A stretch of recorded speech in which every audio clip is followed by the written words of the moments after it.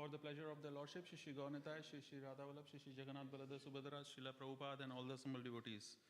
Daily score report for Tuesday, 5th of April. Books distributed. Matsya Mataji, 2 small, 1 big for 1.5 book points. Chandan Prabhu, 2 Mahabig for 4 book points. Hemant Prabhu, 2 small, 2 medium and 3 Mahabig for 7.5 book points.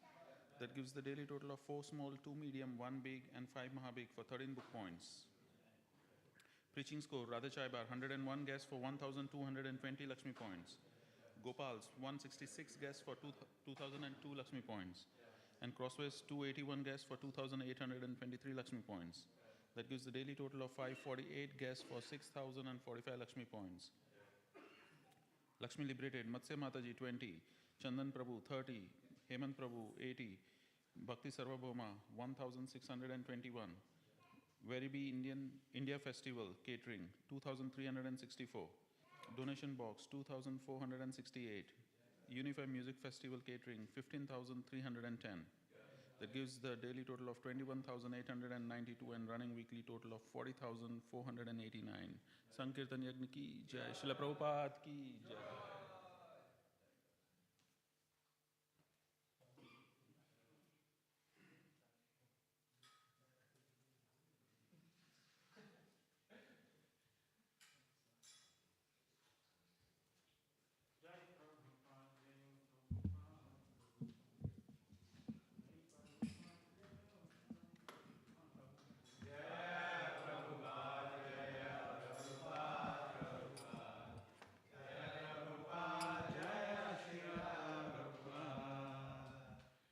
Jai Prabhupada, Jai Prabhupada, Prabhupada. Jai Prabhupada, Jai Srila Prabhupada. Jai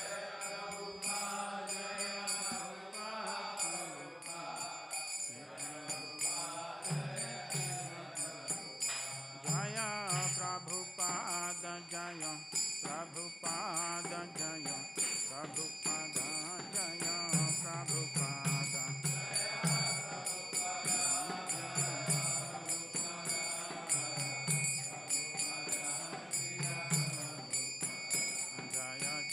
Prabhupada, Prabhupada, Prabhupada, Jaya Jaya Prabhupada.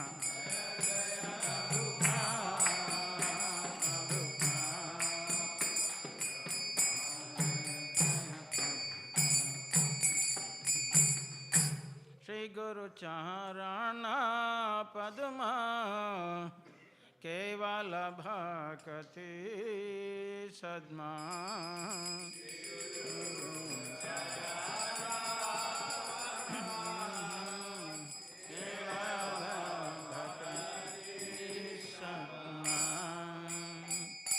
Shri Guru Charana Padma Kevala Bhakti Sadma.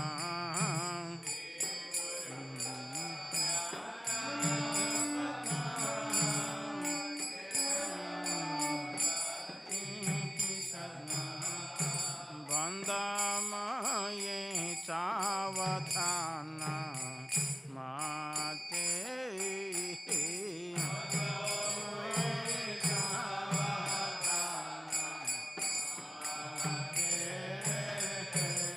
Vandamaye Savadhana Mate.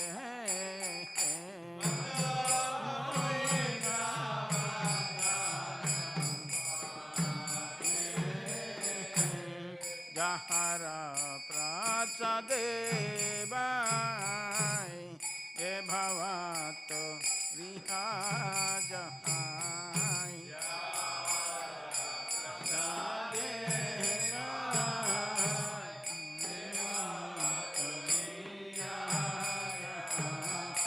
Krishna Prapti Hai Jaha Hai Ke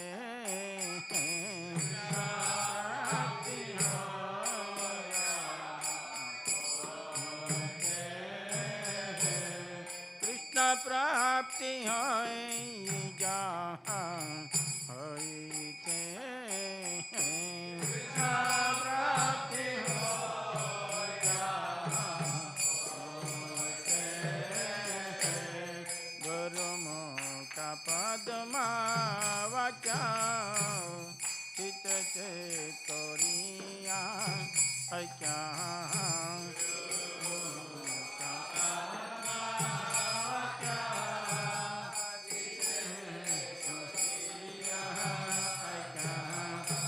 Arana kari hamane acha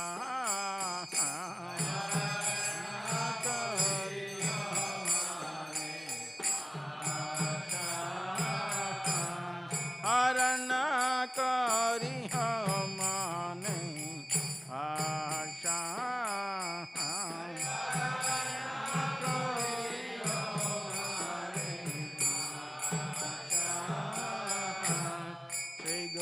Charane rati aise uttama gati charane rati aise uttama gati ja prasade pure sarva acha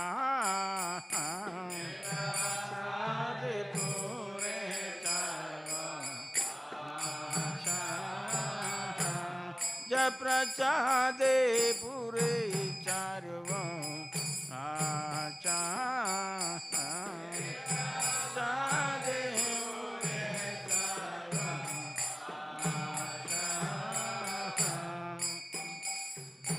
चकुदान दिल जय जन्म जन्म प्रभु से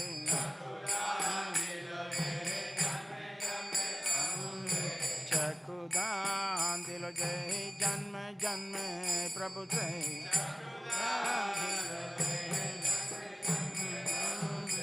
दिव्य ज्ञान दिव्य प्रकटिता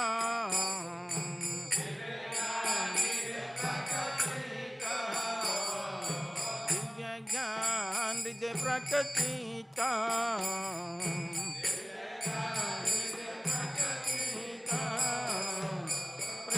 भक्ति जावते अभिजा बिना चाहते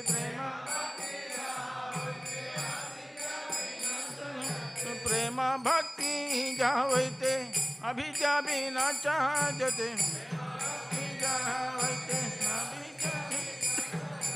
वेद गाय जहाँ रचरिता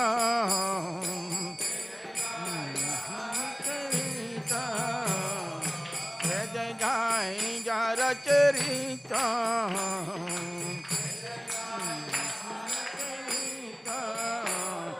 श्री गुरु करुणा सिंधु अधम जनर बंधु श्री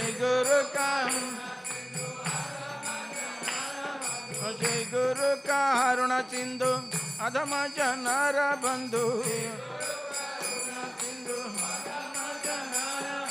लोकनाथ लोकेर जीवाना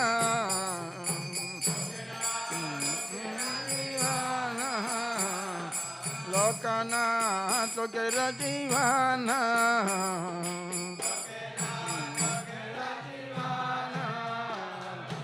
आहा प्रभु करो दया देह मोरे पद चायो आहा प्रभु करो दया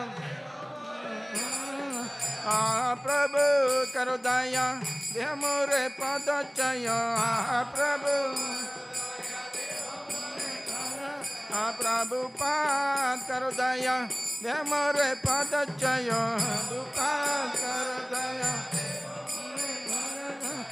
बेजाज कुछ कृभुवाना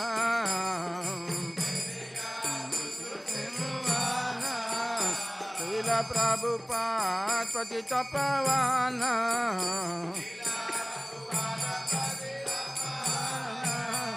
जय प्रभुपाद जय प्रभुपाद जय प्रभुपाद जय प्रभुपाद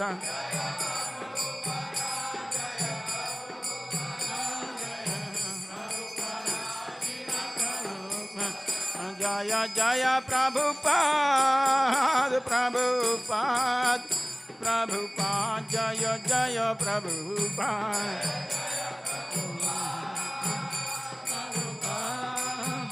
प्रभुपाद जय जय Prabhupada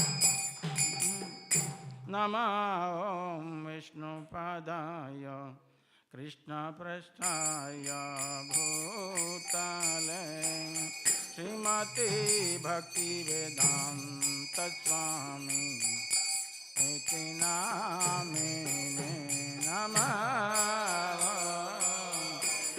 Pradaya Krishna Prasthaya Bhutale Śrīmate Bhaktivedanta Swami iti namine Namaste Saraswate Deve Gauravani Pracharine Nirvisesha Shunyavadhi Pachatyande Chotarine Namaste Saraswate Deve Gauravani Pracharine Nirvisesha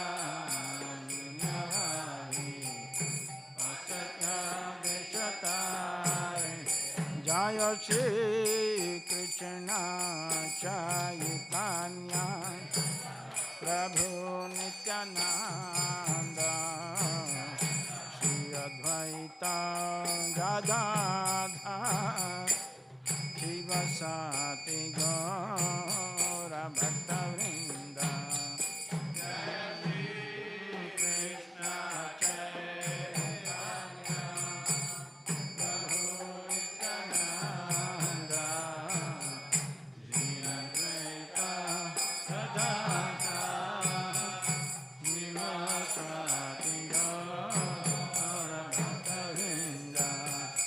Jaya Shri Krishna Chaitanya Prabhu Nityananda Shri Advaita Gadadhar Shivasati Gaura Bhaktavrinda Jaya Shri Krishna Chaitanya Prabhu Nityananda Shri Advaita Gadadhar Shivasati Gaura Bhaktavrinda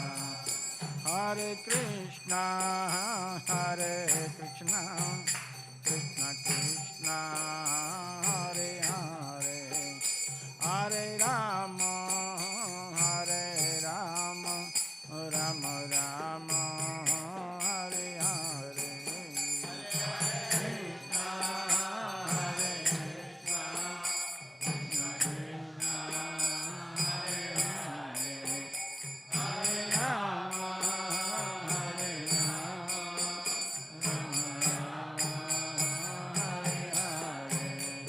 Hare Krishna Hare Krishna Krishna Krishna Hare Hare Hare Rama Hare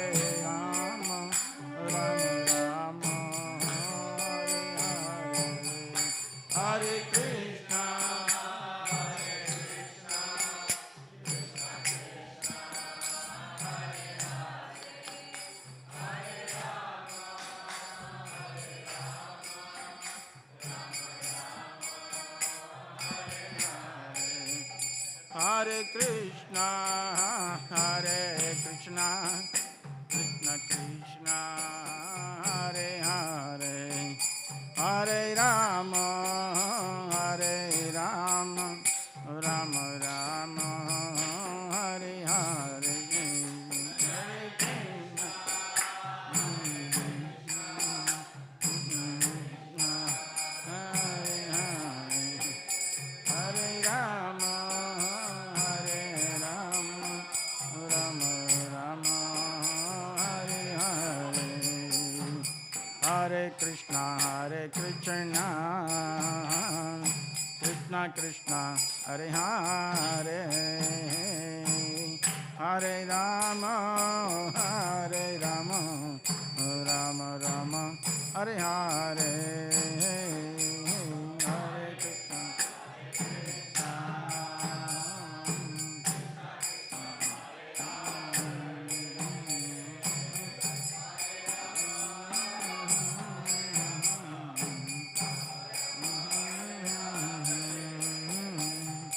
Hare Krishna Krishna, Krishna Krishna, Hare Hare,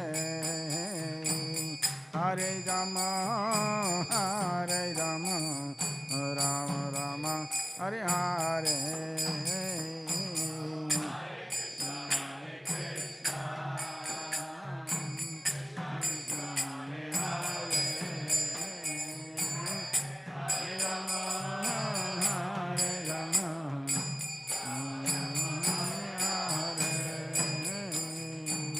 Hare Krishna, Hare Krishna, Krishna Krishna, Hare Hare, Hare Rama, Hare Rama, Rama Rama, Hare Hare, Hare Krishna, Hare Krishna,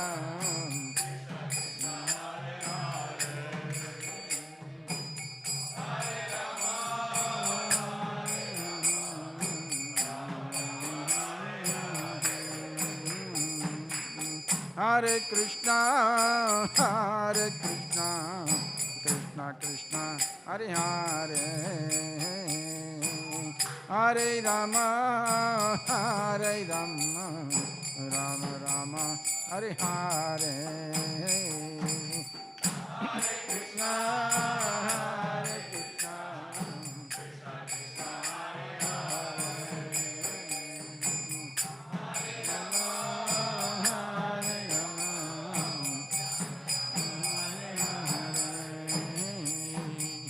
Hare Krishna, Hare Krishna, Krishna Krishna, Hare Hare, Hare Rama, Hare Rama, Rama Rama, Hare Hare,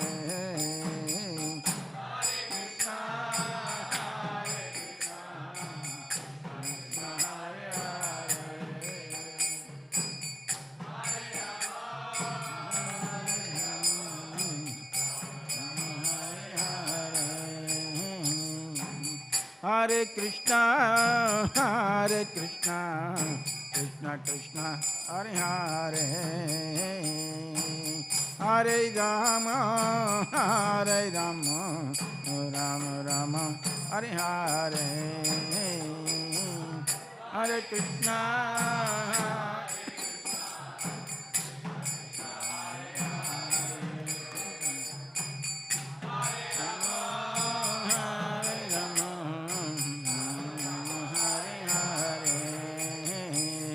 Hare Krishna, Hare Krishna, Krishna Krishna, Hare Hare,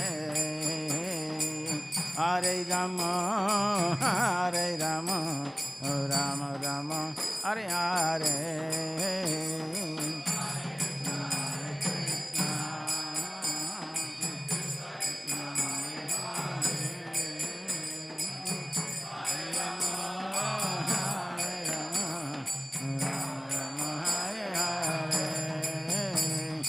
Hare Krishna, Hare Krishna, Krishna Krishna, Hare Hare, Hare Rama, Hare Rama, Rama Rama, Hare Hare, Hare Krishna, Krishna.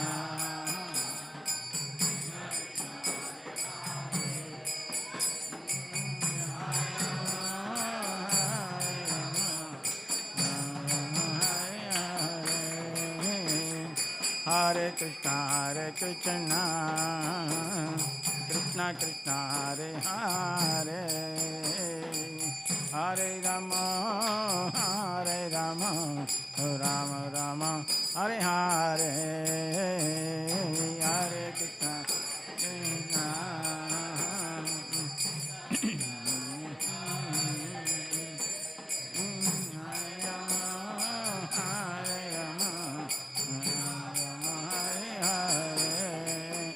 Jaya Radha Vallabha Radha Vallabha Radhe Radha Vallabha Radha Jaya Radha Vallabha Radha Vallabha Radhe Radha Vallabha Radha Jaya Radha Govinda Radha Govinda Radhe Radha Govinda Radha Govinda Radhe Jaya Radha Govinda Radha Govinda Radhe Radha Govinda Radha Govinda Radhe Jaya Radha Giridhari Radha Giridhari Radhe Radha Giridhari Radha Jaya Jagannath Jaya Jagannath Jaya Baladeva Jaya Subhadra Mahi Jaya Jaya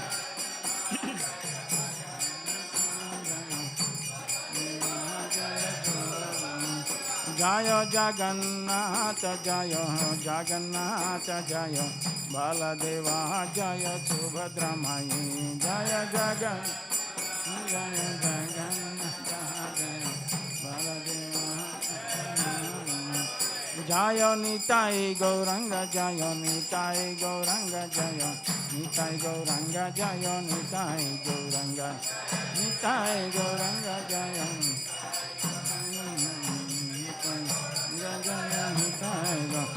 Nitai Gaura Hare Bol Hare Bol Hare Bol Nitai Gaura Hare Bol Hare Bol Hare Bol Nitai Gaura Hare Bol Hare Bol Hare Bol Nitai Gaura Hare Bol Gaura Hare Bol Hare Bol Jaya Jaya Prabhupada Prabhupada Prabhupada Prabhupada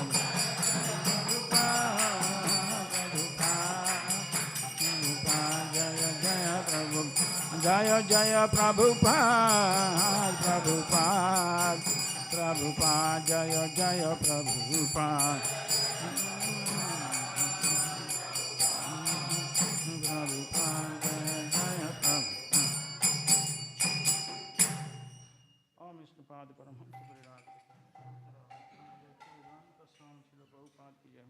Om Śrīmad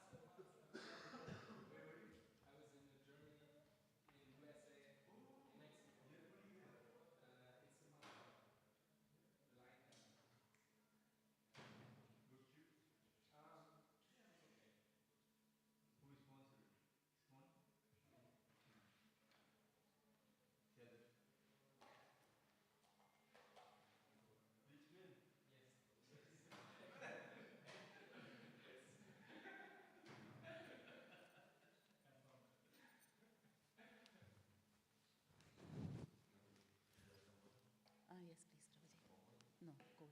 Thank you.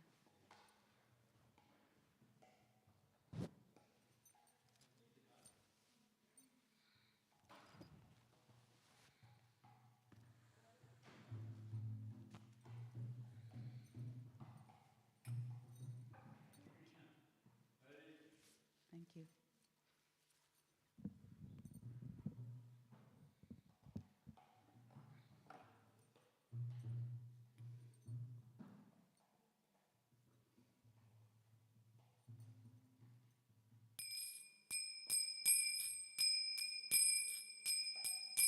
जय राधा माधव कुंज बिहारी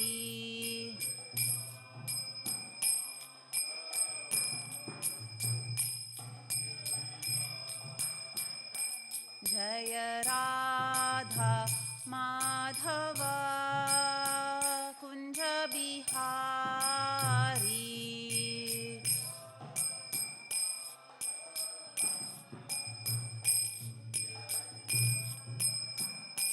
जय गोपी जनवल्लभा जय गिरिवरधारी जय गिरिवरधारी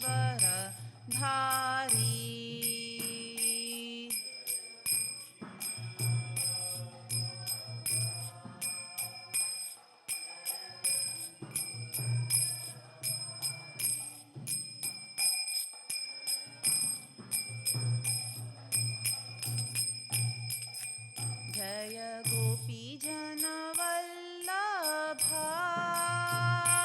जय गिरिवरधारी जय गिरिवरधारी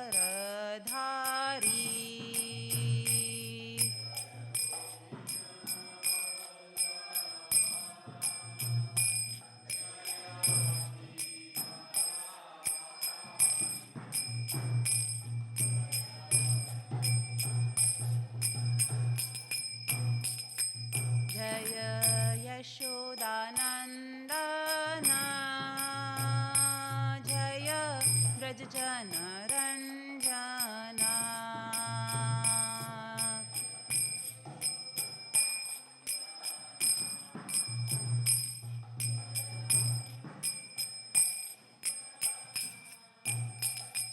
जय यशोदानन्दना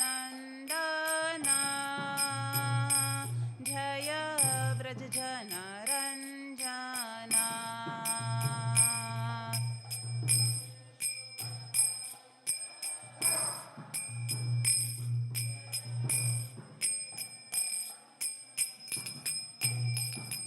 जय यमुना तीरवनचारी जय कुञ्ज बिहारी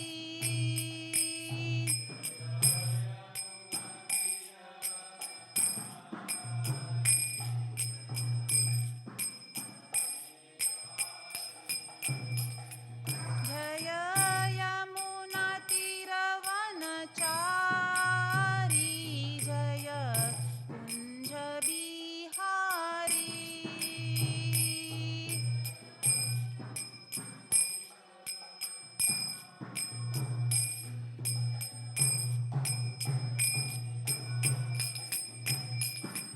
जय राधा माधव कुंज बिहारी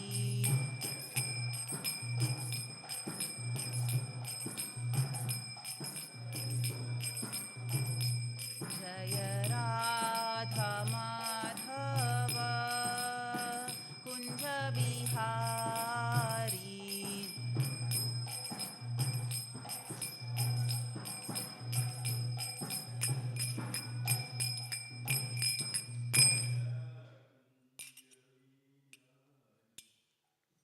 ग्रंथराज श्रीमद् भागवतम की श्रील प्रभुपाद की जय निताय गौर प्रेमानंदे।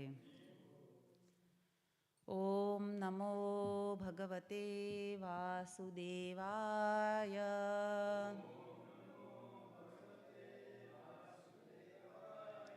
ओम नमो Bhagavate Vasudevaya.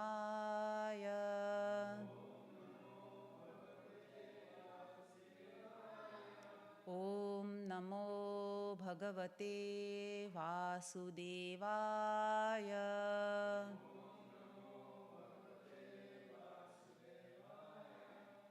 Today we are reading from Canto 6, Chapter 5. Chapter 5 is entitled Narad Muni Cursed by Prajapati Daksha. Today we are on text 24.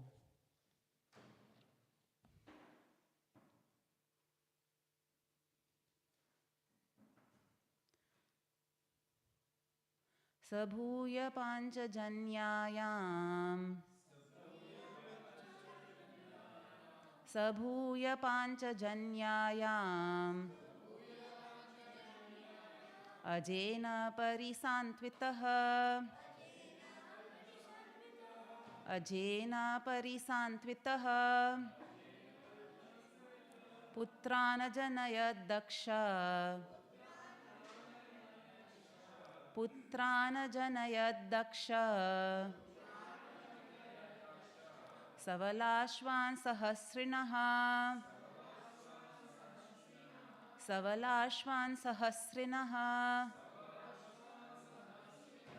Sabhuya Panchajanyayam Ajena Parisantvitaha Putrana Janayad Daksha Savalashvan Sahasrinaha Sabhuya Panchajanyayam Ajena Parisantvitaha Putrana Janayad Daksha Savalashvan Sahasrinaha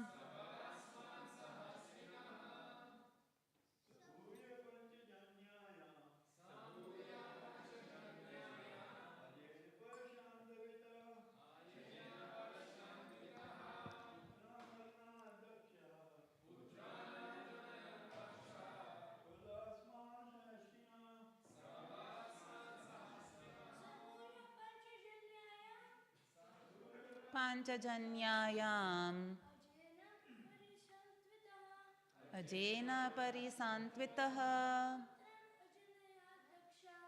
Putrana Janayad Daksha Savalashvan Sahasrinaha Bhuya Panchajanyayam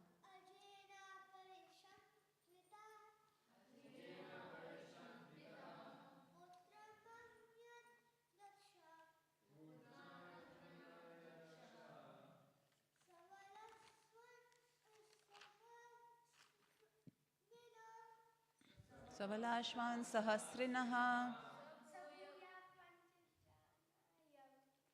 Sabhuya Panchajanyayam Ajena Parisantvitaha Putrana Janayad Daksha Savalashvan Sahasrinaha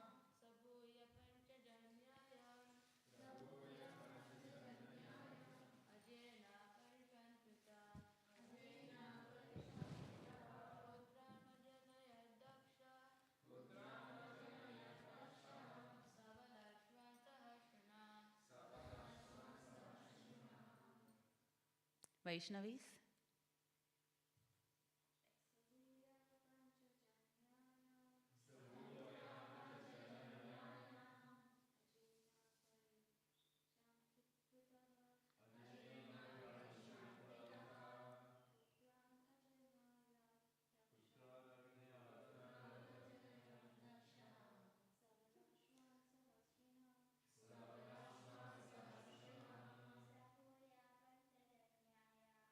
Sabhuya Panchajanyayam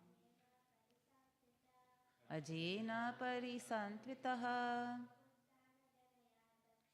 Putrana Janayad Daksha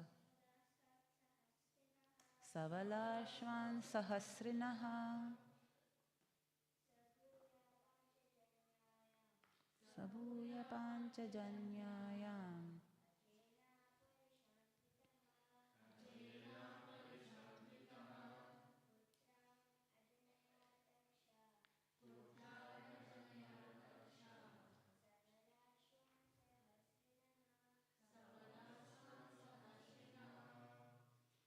Saha Prajapati Daksha Bhuyaha again Panchajanyayam in the womb of his wife Asikni or Panchajani Ajena by Lord Brahma Parisanttvitaha being pacified Putran sons Ajanayat begot Dakshaha Prajapati Daksha Savalashvan named the Savalashvas Sahasrinaha numbering 1000.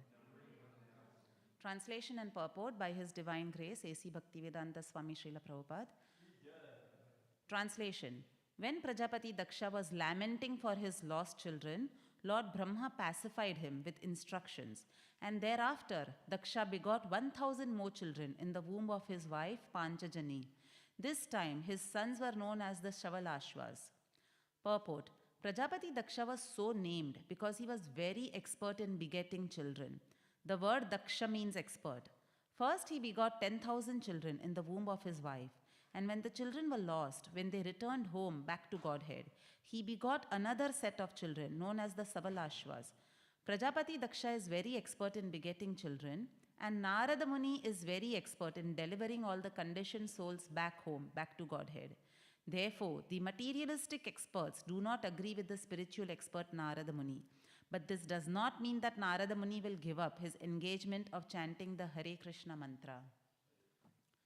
Om Ajnanatirmirandhasya Jnananjana Shalakaya Chakshurunmilitam Yena Tasmai Shri Gurave Namaha Shri Chaitanya Manobhishtam Sthapitam Yena Bhutale Swayam Rupa Kadamayyam Dadati Swapadantikam Mukam Karoti Vachalam Pangum Langayate Girim Yat Kripatamaham Vande Shri Guru Dinatarinam Vancha Kalpatarubhyascha Kripa Sindhubhya evacha Patitanam Pavanebhyo Vaishnavebhyo Namo Namaha Jai Shri Krishna Chaitanya Prabhu Nityananda Shri Advaita Gadadhara Shri Vasadi Gaura Bhaktavrinda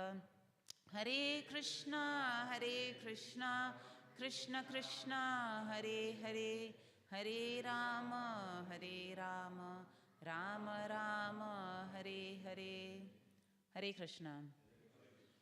So we are continuing the chapter Narad Muni cursed by Prajapati Daksha, and over the past few weeks we have seen how Narad Muni actually goes and preaches to the 10,000 sons of Daksha, and how, being very self-realized, they were already purified because of doing austerities, and hearing the instructions of Narad Muni and the allegory that he explained.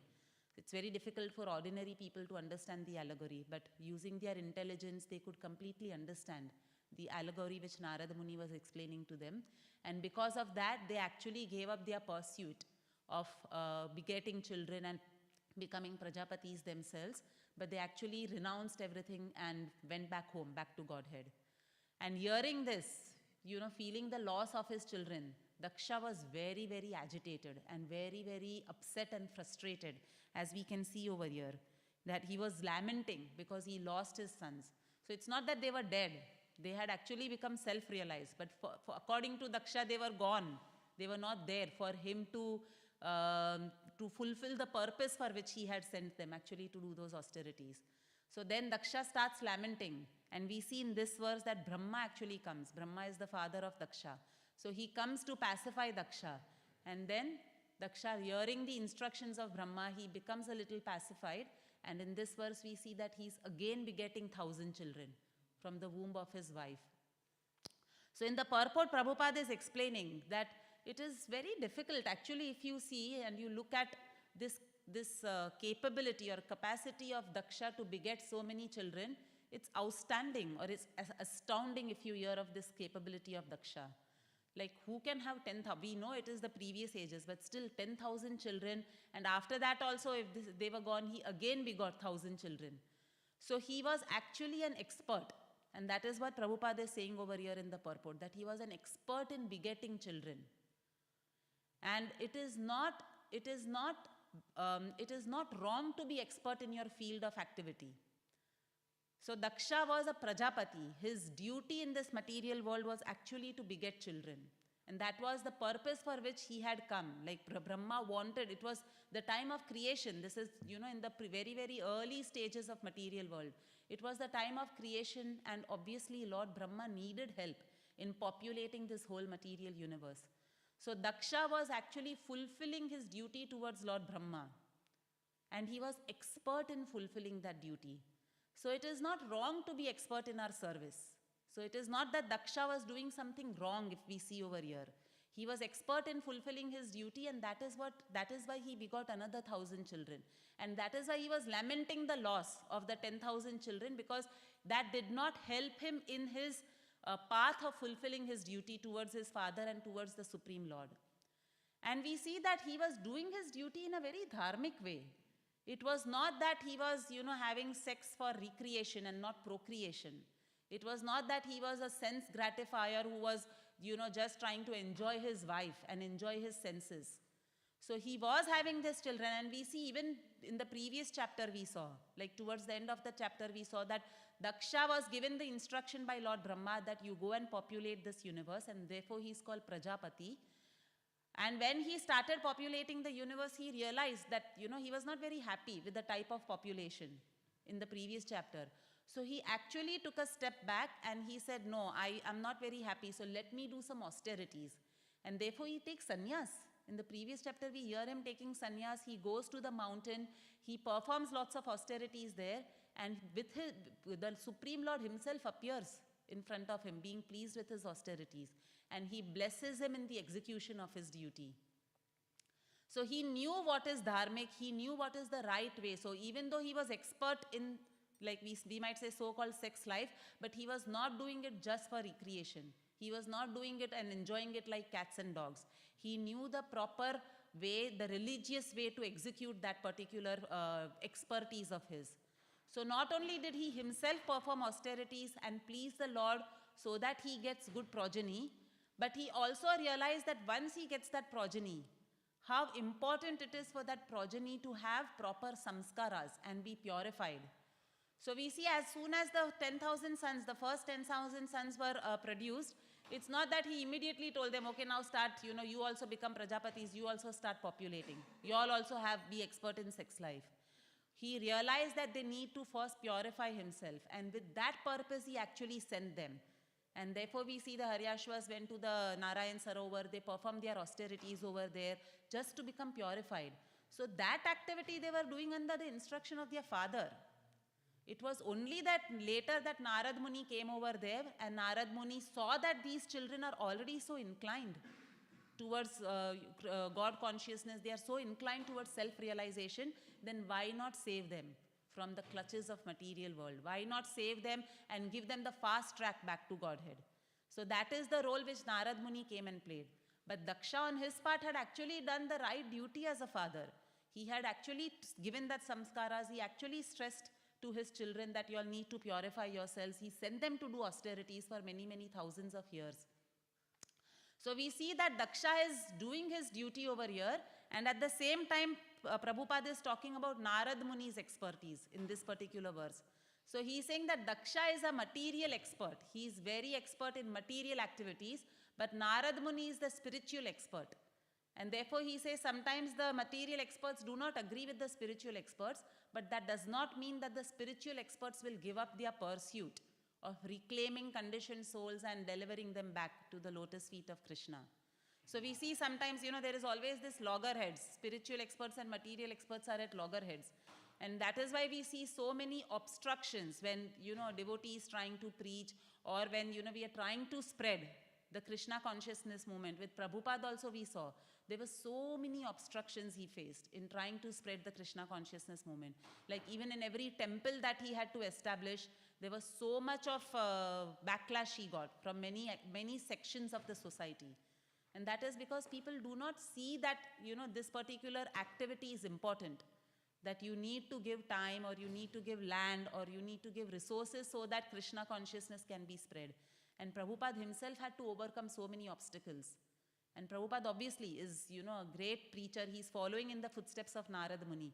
So same thing, Narad Muni we see, he faces these obstructions when he's trying to reclaim conditioned souls, when he's trying to preach to conditioned souls and tell them about Krishna consciousness.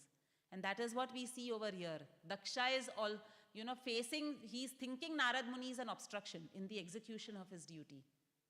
So although he is expert and he is not wrong, and he is also serving the Supreme Lord because that was his duty, but he was not a pure devotee. So he was very attached to the results of his activity.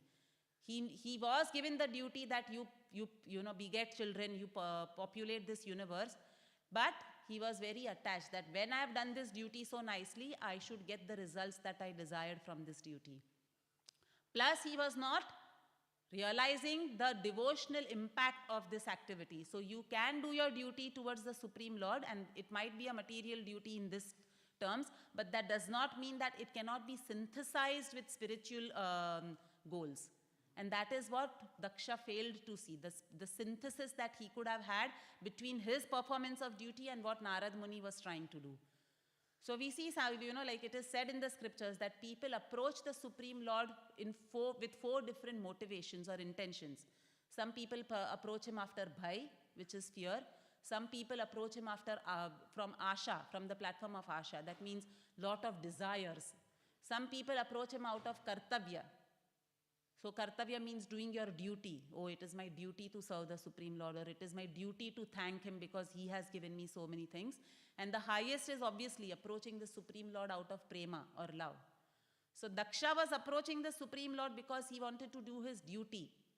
He was following the tenets of Varnashrama Dharma, where he was actually following his duty of begetting children, of pleasing the Supreme Lord through fulfillment of that duty.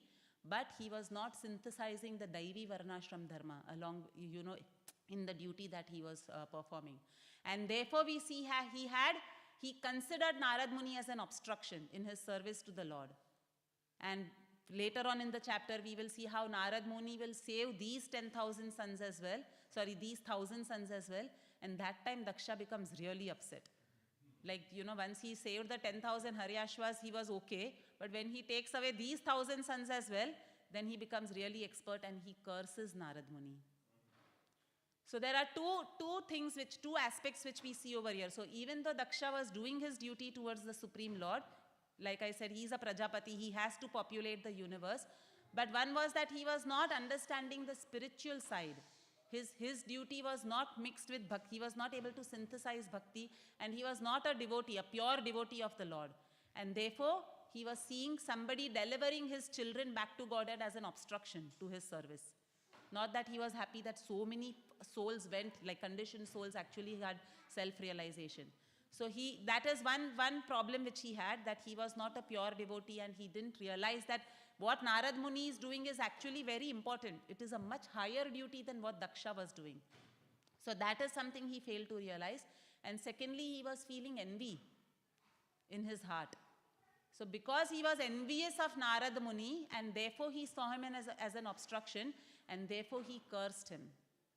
So we see in our lives also we are always at this crossroads where we face these situations that we are trying to do our particular service very nicely, but when we see somebody else also trying to serve in a different way, we see sometimes that there is a conflict which arises. And because of that conflict, we are not able to see things the way we should see from a transcendental platform or rising above the dualities, and we sometimes get envious towards other people who are doing their service in their particular way. So it's like my way or the highway. That is what we are seeing Daksha's attitude as. That the way I am serving the Lord, allow me to do that service properly. And if you, Narad Muni, are coming and taking these children away, then you are actually an enemy of mine. So almost like that, we see that happening, that conflict happening in devotees as, like in our own lives as well. We see sometimes this conflict happening in our mind, trying to doing our service well, but at the same time trying to, like, becoming very upset if somebody is not aligning with the way we want to do our service. Or, it's how the Lord should be served in a particular way only. So I remember a few years ago, Narasimha Kavach Prabhu was giving a class here, and it was a beautiful point you had made, Prabhuji, that we should be attached to the aspect or the culture of service, not to the service itself. So we should be attached to the quality of serving, but not to a particular service. When we become attached to a service, then we see that we become very dependent on the results, and then we become frustrated if we don't get those particular results. But if our mood is just that I want to serve, and we are attached to the aspect of serving rather than a particular service, then we will always find some other ways of serving the Lord. We might have conflicts with others. It might not be aligned with what goals we had in mind, but we will still continue our serving because our attachment is to the serving aspect and not to the service, particular service. But in this case, we see that Daksha is actually attached to his own service, and that too how it should be done in his own way. And therefore we see him becoming upset, and therefore we see him seeing Narad Muni from a point of view of envy, and because of that he does the great aparadh of actually cursing Narad Muni, because he was coming from that particular platform. And on the other hand, we see from Narad Muni's point of view that Narad Muni, he's completely a transcendental personality. Like we were discussing in a previous class as well, he appears almost in every canto of the Śrīmad Bhāgavatam, and sometimes multiple times in each canto, trying to deliver great people, even great devotees like Prahlad Maharaj, Dhruv Maharaj, and also like other kings. So all sections of society, he does not discriminate. All sections of society, even the hunter. So every section of society Narad Muni tries to go and deliver. So that is his compassion, or that is his service to the Lord. And therefore Prabhupada says that he is a spiritual expert, and it does not mean that Narad Muni will give up the his engagement of chanting the Hare Krishna mantra and spreading Krishna consciousness in different sections of society. So Narad Muni doesn't get fazed at all. Even when he's cursed, he does not get fazed. And that is where we see how Narad Muni has risen much above what Daksha's terminology of serving the Supreme Lord or doing his duty was. Narad Muni has reached much above that. So even though he's cursed, in so many sections we find Narad Muni faces so many obstructions, but he continues his service uninterruptedly to the Lord. He does not think, oh my God, now I've been cursed. What is this? I was trying to serve the Supreme Lord and this Daksha is cursing me. He does not realize how I'm also trying to serve, and how I also am trying to, fulfill the Lord's desire of reclaiming people's conditioned souls and having his children back home, back to Godhead. So he does not become frustrated in his attempts and give up his attempt of preaching. He actually keeps continuing his service. He actually, because the heart is full of compassion, he does not see any obstacles, anything as an obstacle or anyone as an obstacle. And in fact, when he's cursed by Daksha, he just takes it as a blessing. He says that, oh, this is a blessing that I can't have a residence of my own for a period of time, and I will have to keep traveling. And that is what I actually want to do in my service. It will aid me that I keep traveling and I keep propagating Krishna consciousness throughout the world. So this is the gist of today's purport, and following in the footsteps of Narad Muni, who was very greatly compassionate and wanted to spread Krishna consciousness all over the world, today is also the appearance day of Shripad Ramanujacharya. So it's an extremely holy day, it's a very important day, and we'll spend the next few minutes discussing a little bit about the life of Shripad Ramanujacharya. So Ramanujacharya, as most of us are aware, he was a great philosopher, a great acharya, and a great devotee in the Sri Sampradayas. In the Sri Sampradaya, which is one of the 4 bona fide Vaishnava Sampradayas. So all great acharyas explain that without receiving knowledge and without receiving siksha from one of these 4 bona fide Vaishnava Sampradayas, one cannot hope to go back to Godhead. In fact, Rupa Goswami goes on to claim that without being initiated in one of these 4 Vaishnava Sampradayas, we cannot go back to Godhead. One has to be under the Siksha or Diksha of these 4 bona fide Vaishnavas, Vaishnava Sampradayas. One cannot say that I will be on my own, I will do bhakti, and then expect that you will, without accepting a guru in one of these Sampradayas, one can go back to Godhead. Rupa Goswami also claims that. So sometimes we see like the Lord himself comes, obviously, paritranaya sadhunam vinashaya cha duskritam dharma sansthapanāthaya sambhavami yuge yuge. So the Lord himself comes many times to re-establish the tenets of dharma when they are lost, and many times he sends his representatives to do the same when he sees that dharma is being lost in society. So with a view of doing that, Vishnu Swami, the great Acharya Vishnu Swami, came to revive the teachings of the Rudra Sampradaya. So the 4 bona fide Vaishnava Sampradayas are Rudra Sampradaya, which is Lord Shiva being instructed himself by Lord Brahma, by Lord Vishnu. Then we have the Brahma Sampradaya, where Brahma received instructions from Lord Narayan. We have the Shri Sampradaya, wherein Lord Lakshmi Devi, who is the initiator of that particular Sampradaya. And then we have the Kumara Sampradaya, where the 4 Kumaras receive instructions from Ananta Sesh and from the Supreme Lord himself. So these are the 4 bona fide Vaishnava Sampradayas. But over a period of time, especially in Kali Yuga, some of their teachings were getting lost. And therefore the Lord sent his representatives to revive the teachings of the 4 Sampradayas once again, and so that the philosophy and the philosophy of the 4 bona fide Sampradayas could spread, and people would have an opportunity to take Siksha and Diksha within these Sampradayas. So with a view to that, Vishnu Swami, the great Acharya, comes to revive the teachings of the Rudra Sampradaya. And then we hear the great Nimbakacharya. He comes to revive the Kumara Sampradaya. Madhvacharya, he comes, who is none other than Bhim. He comes to revive Brahma Sampradaya. ISKCON is an institution within Brahma Madhva Gaudiya Sampradaya. So Madhvacharya comes to revive the Brahma Sampradaya. And Ramanujacharya comes to revive the Shri Sampradaya or the Lakshmi Sampradaya, as also it is called. So sometimes we think that, we should not misunderstand that Ramanujacharya is the founder of the Shri Sampradaya. So although he was the greatest philosopher and the greatest Acharya of that Sampradaya, in fact, he was blessed by Yamunacharya, who was another great devotee, that this Sampradaya will be known as Ramanuja Darshanam, the light of Ramanuja. That is how the Shri Sampradaya will be called, because of your contribution to this particular Sampradaya. But it is not that he was the founder. So there were many great philosophers, saints, Acharyas, Vaishnavas, who had come many years ago before Ramanujacharya in the same Sampradaya, who were also from part of the Shri Sampradaya. And they were all spreading the philosophy of the Shri Sampradaya. And Ramanujacharya himself gives credit to all these Acharyas, from whom he derived his own learnings and his own teachings, and on whom he based his writings as well. And these Acharyas, in turn, these great Acharyas who came before Ramanujacharya in the Shri Sampradaya, were basing their learnings on the 9 Alvars who appeared. So they appeared many hundreds of years ago, before Ramanujacharya appeared. And these 9 Alvars are the great stalwart devotees of Lord Vishnu.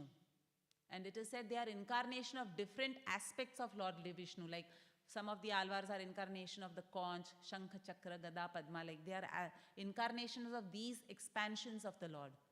And they were great poets, they were great philosophers, and their teachings are also called as Divya Prabandham. So many of the Acharyas who were there before Ramanujacharya, and even Ramanujacharya himself, based their teachings on these, on the philosophy and the teachings of the 9 Alvars. So one of the great devotee who was there before Ramanujacharya, his name was Yamunacharya. So Yamunacharya was a great devotee, he was a great Acharya before Ramanujacharya appeared, and he was, his seat, his base was Srirangam, that was his headquarters, and he was propagating the, Vaishnavism throughout India during that time, especially in the southern part of India. So I remember a few years ago when His Holiness Bhakti Rasamrita Maharaj had done a retreat in, I think, Ballarat. some of the devotees had put together a drama on Yamunacharya. It was a very beautiful drama depicting the life of Yamunacharya, whose name was also called as Ala Bandara, the conqueror. And that drama was depicting how Yamunacharya defeated a great scholar called Kolahala. And how then, the king of that time, he actually bestowed half of his kingdom on Yamunacharya because he was so pleased. Because Yamunacharya was actually a great devotee. And he was only a 12-year-old child who defeated the greatest Pandit Kolahala of all times. And because the king was pleased, he bestowed half of his kingdom. And then Yamunacharya forgot the goal of life. Once he started ruling the kingdom, he forgot what was his life before he actually became the king of that particular part of the kingdom. And he was completely misled. He was completely entrenched in the power struggle, expanding his kingdom, like all those kingly duties he was doing. And his grandfather was Nathamuni. He was another great devotee of the Lord. And Nathamuni, feeling great compassion for his grandson, he actually sends one of his greatest disciples, Rama Mishra, to actually reclaim Yamunacharya back. And that whole drama which was done in Bhakti Rasamrit Maharaj's retreat was about how this Rama Mishra goes and reclaims Yamunacharya back. And Yamunacharya realizes what he was doing and how he had completely gone astray from his pursuit of self-realization. And he then comes back. He gives up his kingdom, he gives up everything, and he again becomes a great devotee of the Lord. So this Yamunacharya was the inspiring or the Siksha Guru of Ramanujacharya. Although they both personally never had much interaction with each other when Ramanujacharya was there, but still Ramanujacharya considered him as his Siksha Guru. So Ramanujacharya's many writings were based on the writings of Yamunacharya. And now there was a very great disciple of Yamunacharya whose name was Shailapurna. And this Shailapurna had two sisters. One sister's name was Kantimati and the other sister's name was Diptimati. So Shailapurna was greatly dedicated to the service of his guru, Yamunacharya. And therefore what he did was he got both his sisters married to very nice Brahmin boys who were very pious, very devoted. And once he did fulfill that duty of his, he actually took sannyas and he went to live in the ashram of his guru in Srirangam. So because he thought his duty is over now, he need not worry about any material responsibilities that he had.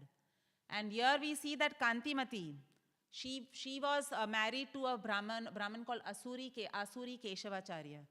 So they were very happily married. She was a very devoted and chaste wife for his Brahmin husband, and her husband was expert in doing yagyas. So that was his particular duty as a Brahmin. He used to do yagyas, lots of yagyas. But they had one anxiety in their life, that even though they were married for many, many years, they did not have a child. They did not have a son.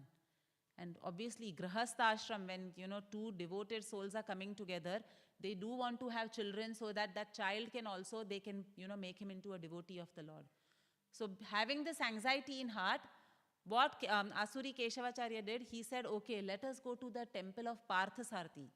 So there is a beautiful temple of Lord Parthasarathi in present-day Chennai. But during those days, it was called as Brindaranya. That place was called as Brindaranya. So he said, let us go there, and over there, let us do some austerities to please the Supreme Lord. So because his particular expertise and his duty, Brahminical duty, was to do yagyas, he, in the temple of Parthasarathi, performed a very beautiful yagya. And at the culmination of that yagya, he went and prayed to the Lord and requested him that we want to beget a child. Please bless us with a son who is very devoted to your lotus feet.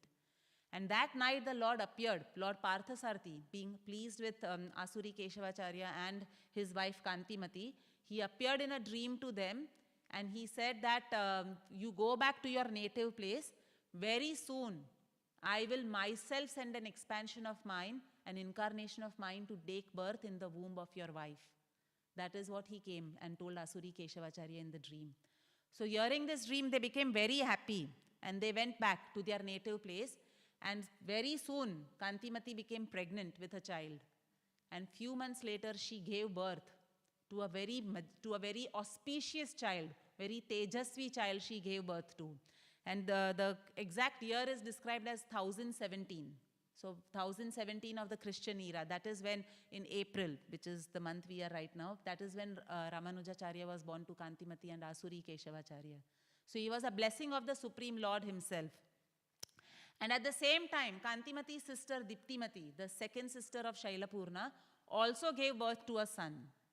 So there was great happiness in the family because both sisters had been blessed with sons, and they both came together. And they used to live in a place called Bhutipuri. So they both came together over there, and when Shailapurna heard that both his sisters had given birth, he thought, oh, I must go and bless these two children, and I must also carry the blessings of my Guru, Yamunacharya, for these two children. So Shailapurna with great happiness comes to visit both his sisters. And then when he sees Kantimati's son specially, and he sees the great beauty and the spiritual potency of that child, he becomes very pleased. And he realizes as soon as he sees that child that the prophecy of the great Nama Alvar, like we spoke about the 9 Alvars who used to propagate Vaishnavism. So one of the Alvars was Nama Alvar, and immediately Shailapurna realized that the prophecy of Nama Alvar has today come true. Because it seems Nama Alvar had prophesied that Lakshman, the brother of Lord Ram, will appear one day in Kali Yuga specially to spread Vaishnavism in this world. And he realized that this has come true, and he has appeared from the womb of my sister Kantimati. So being very pleased like that, he actually names that child as Ramanuja. So Ramanuja means, Anuj means younger brother. So the younger brother of Lord Ram, and another meaning is one who follows in the footsteps of Lord Ram. So this is another name of Lakshman, and therefore he names this child as Ramanuja. So Ramanujacharya is actually an incarnation. You know, he has, Lord Lakshman came actually in Kali Yuga to spread Vaishnavism, and that was Ramanujacharya himself. So we see that he had great qualities. Now speaking a little bit about his qualities, so he had great qualities. The parents were very cultured devotees, they were great brahmanas, and they performed all samskaras. And even the sister Diptimati, who had a son, Shailapurna named that son as Govinda. So both cousin brothers were like, you know, growing up together, and both of them had great qualities. But especially Ramanujacharya, he was endowed with such beautiful Vaishnava qualities. He was extremely potent, he was very, very scholar, and he could, once he heard something, he would remember that. He would never forget. No teacher had to spend a lot of time teaching him and like sweating blood and trying to make him learn something.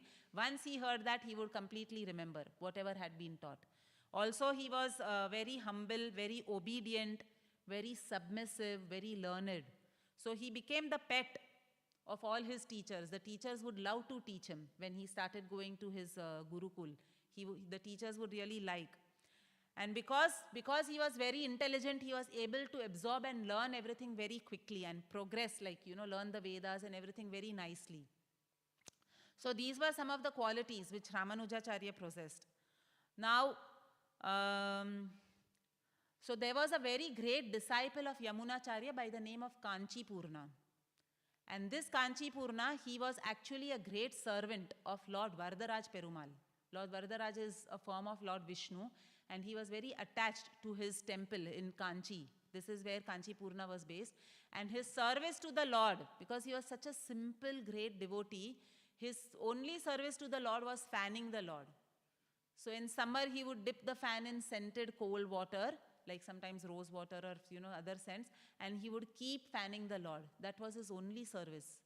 He had no desire to become like a very well-known devotee, or so everybody should come and honor him or respect him, fame, prestige, nothing. He was simply stand and fan the Lord. And the Lord was so pleased with Kanchipurna's devotion that he would talk to with Kanchipurna. So the Lord and Kanchipurna used to have dialogues regularly.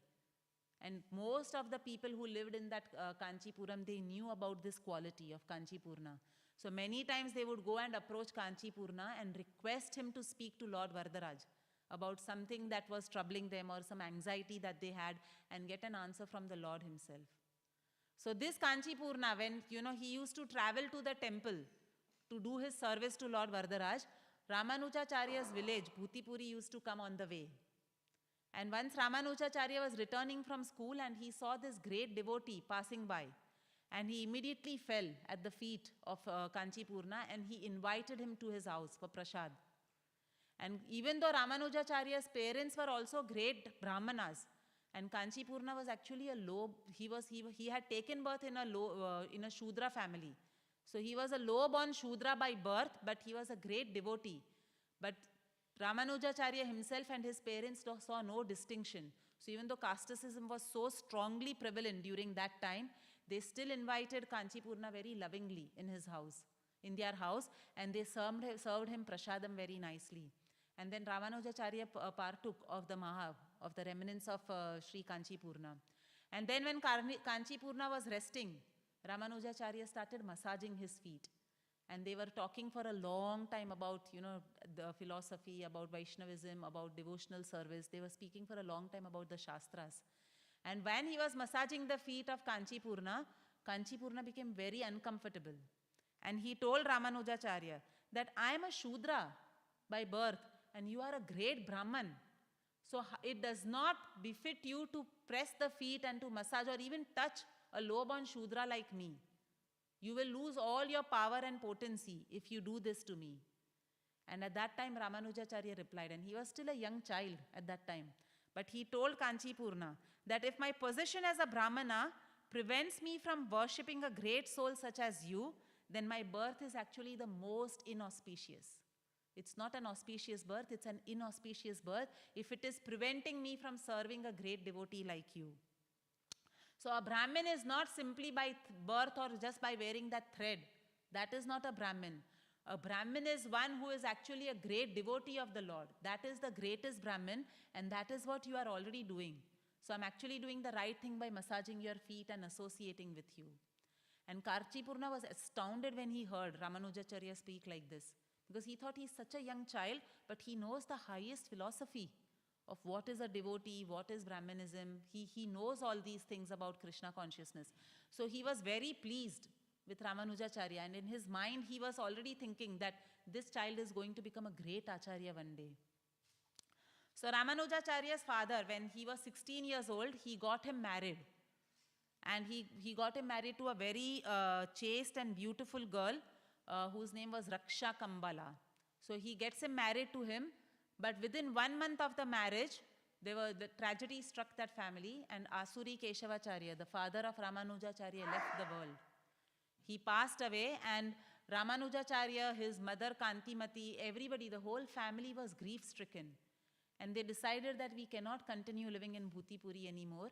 So they decided to move to the nearby town of Kanchipuram, and set up their residence over there. So Ramanujacharya, his wife and his mother, they all three went to Kanchipuram and they set up their house there. And over there in that city, there was a great scholar known as Yadava Prakash, who had his school over there. So Yadava Prakash was actually a Mayavadi. He was a follower of Sripad Sankaracharya. And he used to preach that in his school. But nevertheless, he was a great scholar. He was very learned in the Vedas, and therefore Ramanujacharya decided that I want to join the school of Yadava Prakash because he had this desire to learn the Vedas very nicely. And Yadava Prakash, whatever it is, he was a great scholar in the Vedas. So he joins his school. He joins the school of Yadava Prakash, and because he had such saintly qualities, very humble, very obedient, very submissive, he became actually a dear student of Yadava Prakash. Yadava Prakash was very fond of this student. He really loved Ramanujacharya. And sometimes it would pain Ramanujacharya to hear the Mayavad interpretations of the scriptures. But because by nature he was very submissive and humble, he would generally not say anything about or against his guru in the school. So, but one day when Ramanujacharya had stayed back with his guru, there was a disciple of Yadava Prakash who came there, and he wanted some clarification on a verse he was studying from the Chandogya Upanishad from his guru Yadav Prakash. And that verse was Kapisyam Pundarikam Eva Makshini. That was the line on which he needed some clarification. So he came and spoke to his guru Yadav Prakash, and he said that I am not able to understand this word, Kapyasam Pundarikam Eva Makshini. Can you explain what this word means? Especially the word kapyasam. He was not able to understand. So following because obviously Yadava Prakash was a Shankarite. So following Shankaracharya's interpretation of similar verses, Yadava Prakash told him that he divided the word kapyasam as kapi asam. And he said that kapi asam means the rear end of a monkey. And therefore he said that kapyasam pundarikam evam akshini means that the Lord's eyes are reddish like the rear end of a monkey. And at that time Ramanujacharya was pressing the feet of his guru, Yadav Prakash, and when he heard this explanation of this particular sentence, he was aghast. He was very aggrieved because he is a pure devotee of the Lord. So he could not tolerate this particular explanation, explaining the beauty of the eyes of the Lord. And because of that, hot tears started falling from his eyes. He just started crying. He could not control himself. And obviously those tears fell on Yadav Prakash's feet. And he looked up at Ramanujacharya in surprise and he said, "Why are you crying?" And Ramanujacharya explained to his guru. He said that I am not able to hear this particular interpretation of the verse and this comparison of the Lord's beautiful eyes to the rear end of a monkey. You are such a great scholar, it does not suit that you are giving such an interpretation explaining the beauty of the eyes of the Lord. So Yadav Prakash, for the first time, he heard his disciple speak like this and he felt a bit confronted. So he became he felt a bit challenged and confronted, and then he told Ramanujacharya, he said, you dare to speak against your guru's interpretation of a verse? Then if you know better, why don't you give an explanation of what this verse, Kapyasam Pundarikam Evam Akshini means? And very humbly, like not trying to show off or not trying to, defeat his guru, that was not his intention at all, Ramanujacharya gave the devotional interpretation of that particular verse. So he said that Kapyasam can be explained as Ka and P. He expanded that Kapyasam word as Ka and P. And he said that it means that Kam Jalam Pibati, which means that that which drinks water. So he said that, that which drinks water is the sun. So Ka and P means that which drinks water, and that is the sun. And Asam means to blossom. So the real meaning of the word Kapyasam is something which blossoms under the sun, which is none other than the lotus flower. So therefore the real interpretation of this verse is that the Lord's eyes are reddish like the hue of the beautiful lotus flower which blossoms under the sun. So when he gave that explanation, Yadava Prakash felt very confronted and very challenged. And he kept quiet at that time, but he realized that Ramanujacharya can actually completely topple off his Shankarite explanation of all the scriptures. He could already see the potency in that child. And like this on another occasion also they had. So, there were small confrontations which they started having because there was this difference in the philosophies of Ramanujacharya and Yadav Prakash. And Ramanujacharya already he was, his fame was spreading because he was writing Vaishnava interpretations of many of Shankaracharya's verses and many scriptural verses he was giving. The Vaishnava interpretations were not available at that time to the masses, and people were, especially the devotees, were very happy to see this. So already his fame had started spreading in that particular region. And there was a king who used to live there whose daughter, the princess, had become possessed by a Brahma Rakshas. So the king was very aggrieved because the Brahma Rakshas, he tried so many means that Brahma Rakshas leaves his daughter's body, but nothing was working. And someone told him that Yadav Prakash is very expert in chanting of mantras which drive away such Brahma Rakshas from the body of a person whom they have possessed. So the king sends for Yadav Prakash to come. And Yadav Prakash tries so many mantras to drive this Brahma Rakshas away, but nothing works. And Yadav Prakash himself is astonished because he knew his mantras never failed. So he was wondering why in this particular Brahma Rakshas these mantras are not working. And that time the Brahma Rakshas spoke to Yadav Prakash through the mouth of the princess. And he said that what you are attempting is not going to work on me. All your efforts at chanting these mantras to drive me out of the body of the princess are going to be in vain. I am not going to leave the body, and you can go back if you want. So obviously the king was also very aggrieved, and Yadav Prakash said, then what is it that will work with you since you are speaking with me? And he said that you call that great devotee, that great disciple of yours, Ramanujacharya, you call him over here. He's a great devotee. He's going to become a great Acharya. You call him here. He's very pure in his heart. Only when he comes and blesses and touches the feet of me, like that means the princess, that time I will leave the body of this girl. So immediately, obviously, the king wanted his daughter to be free of this Brahma Rakshas. So he immediately sends for Ramanujacharya. And when Ramanujacharya arrives there, he actually, the Brahma Rakshas in the form of the princess falls down at the feet, and the Brahma Rakshas speaks to Ramanujacharya that you please put your feet on my head so that I'm blessed by your divine touch, and then I can leave this body. So then Ramanujacharya asks that how will we know you left the body of this princess? And he says that you will see that this banyan tree under which we are sitting, the biggest branch of this banyan tree will snap and fall off when I leave the body of the princess. So Ramanujacharya puts his feet on the head of the princess, and as soon as he blesses the princess like that, the top branch of that tree fell off. And the princess was free, and she actually, when she suddenly came out, it was as if she had come out from a deep sleep, and she was very astonished to see the situation which she was in, with Yadava Prakash, Ramanujacharya, her father, all standing over there. And then they explained to him what had happened, and that is how the Brahma Rakshas leaves the body of this particular princess, by Ramanujacharya's blessings. So Yadav Prakash obviously started feeling great envy towards Ramanujacharya because his fame was spreading like this. He was giving Vaishnava interpretation of whatever Yadav Prakash was trying to, give the Shankarite interpretation. He was refuting all that. So then Yadav Prakash got together with some of his close disciples, his chelas, and he told them that we will have to do something. And his disciples also said, yes, Guru, all your explanations and all your expertise in the Shastras is going to be challenged by this little boy. So what should we do? And then they decided that we have no other option but to kill him. So that is how Yadav Prakash and his disciples started plotting for Ramanujacharya's death. And they realized that his fame had spread so much in Kanchipuram that they cannot do that activity over there. They will come in the light of the people. They might be, furor or something like that. So they said, let's do one thing. Let's go on a pilgrimage to North India.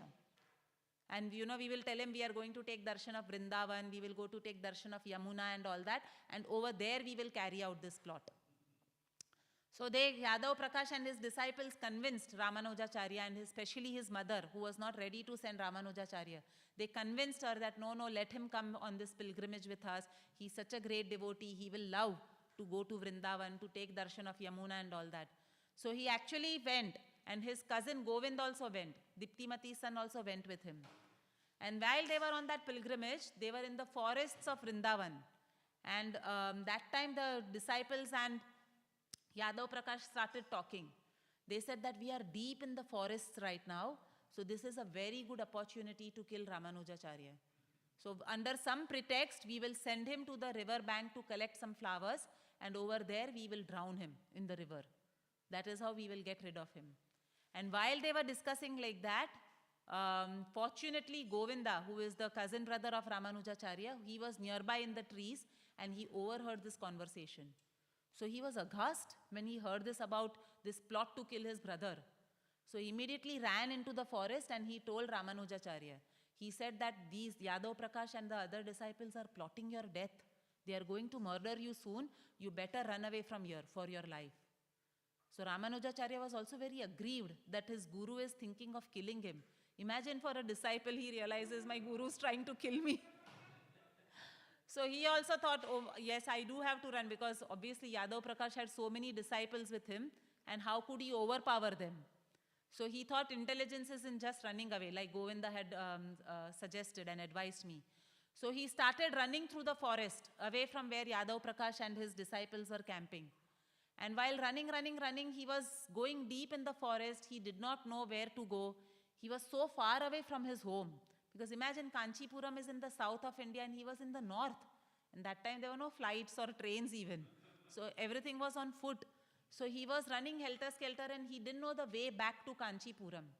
And at that time, some distance away, he spots a couple. And they were like a hunter couple. He spots them and he's surprised to see this hunter couple in the forest, deep in the forest that too. So he goes and approaches them and he tells them that I have lost my way. Can you all please help me to get out of this forest? And they ask him, which place were you, what is your destination? Where do you want to go? And he tells them that I'm actually from Kanchipuram, so I want to go back there. And the hunter couple says, oh, that's very nice. We were also on our way to Kanchipuram, so we can take you. We normally go from this forest to Kanchipuram every year. And then Ramanujacharya said, but why y'all are going to Kanchipuram? So they said that, we are hunters. We are the husband was a fowler especially. We hunt birds for a living. We sell them, we kill them, we eat them as well. So that is our occupation and we know it's a very sinful activity. So every year we go to Kanchipuram and Rameshwaram to pray to the Lord there and to get absolved, to absolve ourselves from our sins that we have been doing by taking up this hunting profession. So Ramanujacharya agrees and they all start walking. And then when night falls, the wife of the hunter becomes very thirsty. And she says, I really need some water. So the hunter says that some distance away from here, there is a well, a little bit on the mountain. So tomorrow morning when it's a bit bright, we will get you water from that well. So next morning, she requests again that I'm very thirsty and Ramanujacharya says that wait, he tells the hunter, you be by your wife and I will go and bring water for her and come. So he goes and brings water and she drinks that water and she's still thirsty. So she again goes back to drink water and obviously had to trek up some distance to get that water from the well, from the mountain. And like this, she keeps sending him 3-4 times to bring water. And once, the fourth time when he's coming back with the water, he sees that the couple has disappeared from there. Both are not there and he's a bit surprised. He thought, just now they were there, where is this hunter couple gone? They left me and went away. I actually wanted to go to Kanchipuram and now where have they disappeared? So that time he sees another passerby going from there and he asks them, he says that I'm actually on my way to Kanchipuram. Can you please guide me how to go to Kanchipuram? I'm stuck, I'm lost in this forest. And that time that person is he's very surprised that Ramanujacharya is asking him that question. He says, can't you see these big temple domes and gopurams of temples here in the distance? That is Kanchipuram. And I know you so well. You are the student of Yadav Prakash and you study in his school. I've seen you so many times in the city. You don't recognize your own city?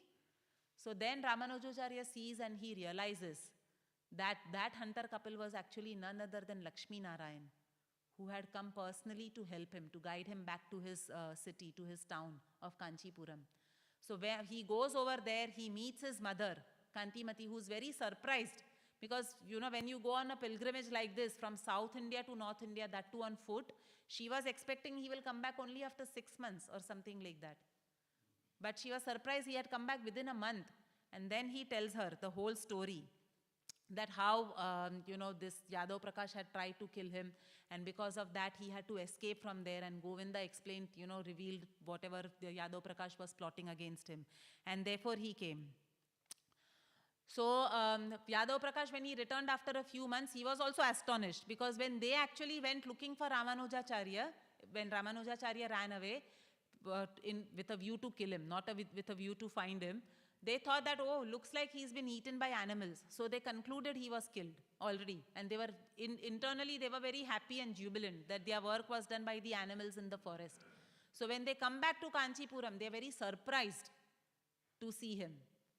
And he, obviously, Yadav Prakash feigns ignorance and he says, he shows, sheds crocodile tears and he says, I'm so happy to see you. It's good that you are back and, blah, blah, blah. So like that, Yadav Prakash just tries to embrace him and show him as if he knows. But Ramanujacharya already knew what was in Yadav Prakash's mind. And Yadav Prakash then invites him, no, you please join my school back. I don't want to lose you as a student. So just for, show, because there were so many people who had gathered. So just to keep his face in front of others, he invites him back to his school and Ramanujacharya also joins his school for some time. So ultimately, but Ramanujacharya could not take it and he leaves. Yadav Prakash. Like, they keep having these confrontations, and once he challenges him, when Yadav Prakash was trying to give some explanation of the form of the Supreme Lord, and he's like, how he's formless and all, that time Ramanujacharya challenges him, and then ultimately he leaves Yadav Prakash's ashram. And then he decides that he wants to take initiation from Kanchipuram, from Kanchipurna. So he keeps requesting Kanchipurna that I really want to take initiation from you, I really want to take initiation from you. But Kanchipurna, being a very humble devotee, and he did not want any other service except fanning the Lord. So he actually talks to the Lord, and the Lord tells him that tell Ramanujacharya that one day he will take initiation from a very great disciple of Yamunacharya. And this is the message he conveys, and he says, just be patient. And one day your guru will be revealed to you. So in the meantime, Yamunacharya was about to leave his body. Like, he had become very old and he was about to leave his body. And Yamunacharya, before he was about to leave his body, one day he had visited Kanchipuram for taking darshan of Varadaraj Perumal. And at that time, from far away, he sees this effulgent boy, Ramanujacharya. And he realizes that, this is not an ordinary child, looking at the qualities and the tejas of this child. So he actually asked some of his disciples that, who is this boy? And they explained to him that he is, Ramanujacharya, he is actually a great devotee. And he has already started writing so many explanations of the scriptures and mantras. And that time Ramanujacharya, like I had said, he had already started becoming famous because of his Vaishnava interpretations of scriptures. And Yamunacharya then he said, oh, is it that same Ramanujacharya who had given such beautiful explanations of some of the verses for which Shankaracharya had given very monistic explanation? But what is he doing with this Mayavadi Yadav Prakash? Because that time Ramanujacharya was with Yadav Prakash and few other students. They were walking in the streets of Kanchipuram. So he says, the disciple says that, oh, he's a student of Yadav Prakash. And that time Yamunacharya was very aggrieved. And he thought, I must send someone to save this boy from Yadav Prakash's clutches. Because Yadav Prakash, he knew Yadav Prakash was a great Mayavadi. And Ramanujacharya it will not be helpful for Ramanujacharya to stay in his school for a long time. So he was about to leave his body, and that time he remembered, because he could already see that it is Ramanujacharya who is going to carry forth the tenets of Sri Vaishnava Sampradaya.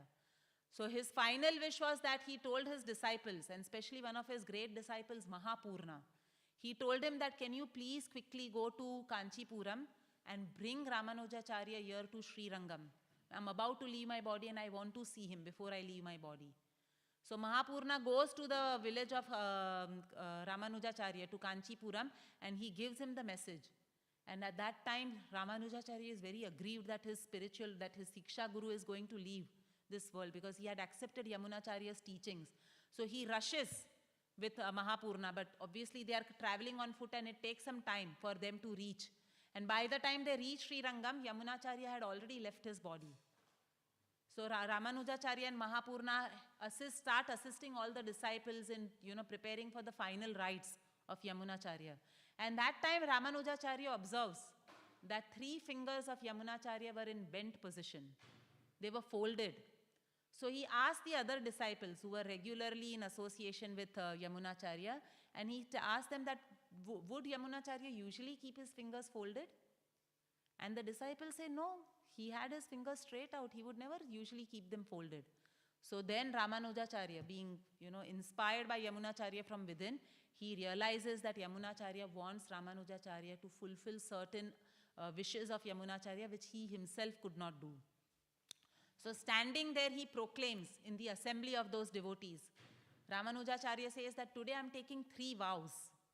My first vow is that I will spread the message of pure devotional service by my example, words, and by my body everywhere throughout India. So as soon as Ramanujacharya takes that vow that I will spread pure devotional service, Yamunacharya's one finger opened up. Then Ramanujacharya takes the second vow. He says that I will write a Vaishnava commentary on the Vedanta Sutra named as Sri Bhashya, refuting Shankaracharya's arguments and spreading Vaishnavism throughout the land of India. So as soon as he takes that second vow that he will write a commentary on the Vedanta Sutra, Yamunacharya's second finger opened up. And then he takes a third vow. he says that due to great gratitude and appreciation for Parashara Muni, the father of Vyasadeva, who actually propagated the glories of the Lord from the Vishnu Puran. So he was a great devotee. He propagated the glories of the Lord. And in appreciation and gratitude for Parashara Muni, I will name one of my disciples after Parashara Muni, who will carry forth the tradition of spreading Vaishnavism. And as soon as he heard that particular third vow, Yamunacharya heard that vow, the third finger opened up. And all the disciples who were present there, they were completely astonished to see this prowess of Ramanujacharya.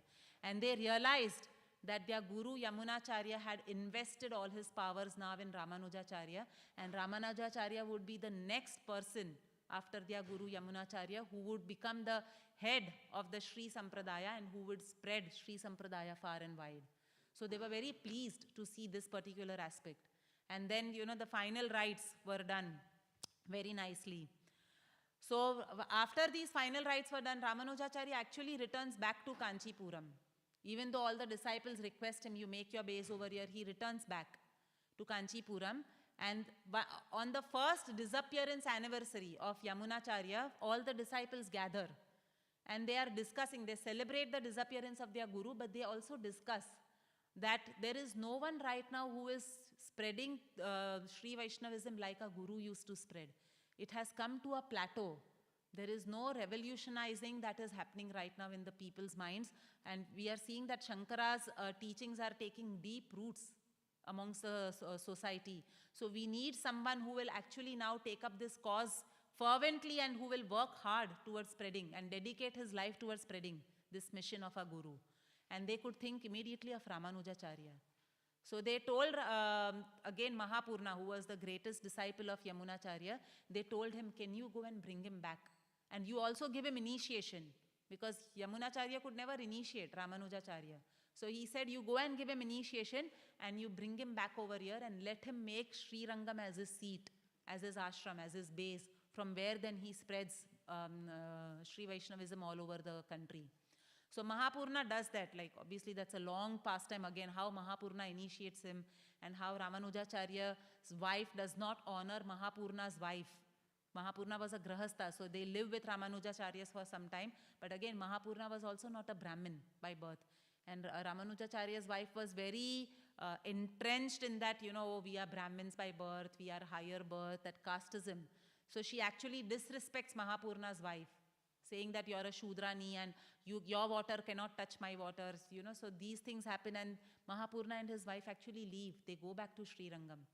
And Ramanujacharya is now thinking, how do I come out of this clutch of Grahastha ashram? Because my wife is not even understanding how to honor a great devotee.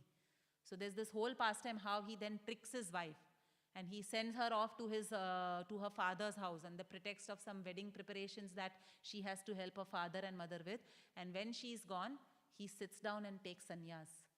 And his sannyas guru was none other than Kanchipurna.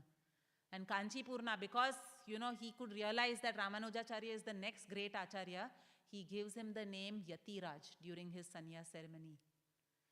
So that is how Ramanujacharya takes sannyas and he comes to live in Sri Rangam. And that time again there is a famous story of this great saint Goshtipurna. So this great saint Goshtipurna had, a mantra, and Ramanujacharya, Mahapurna told Ramanujacharya that if you want to make your devotional service very intense and you want to practice with great intensity, you want to practice devotion to the Lord, then you should go to Goshtipurna. He has a mantra, a secret mantra, which if you get from him, you will not only become very deeply entrenched yourself in Vaishnavism, but you will be able to purify many, many thousands of souls by being empowered by that mantra. So Ramanujacharya, following the instructions of Mahapurna, he actually travels to Goshtipurna and he requests Goshtipurna for that mantra. And Goshtipurna was a great devotee and very humble devotee as well.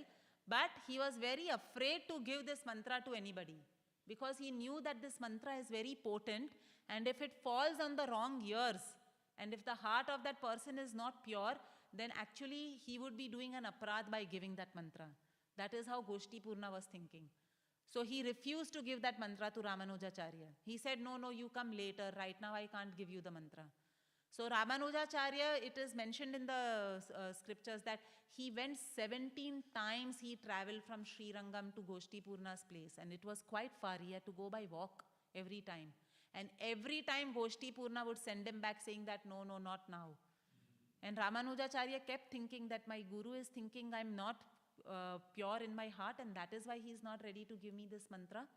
So it was not that he gave up his endeavor, saying that what is this, let me go to somebody else.